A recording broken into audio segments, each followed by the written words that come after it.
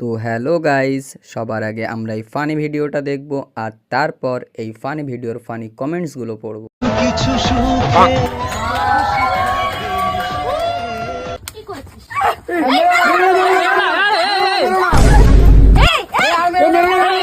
যখন আমি ওকে ভালোবাসি ও আমাকে ভালোবাসে তাহলে তোমাদের সমস্যা কোথায় হচ্ছে?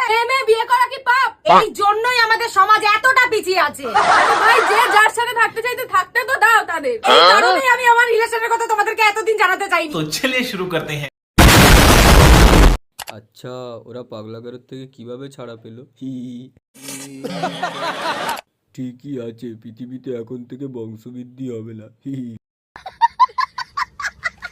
আমি তো ভাবছি এদের বাচ্চা কিভাবে হবে।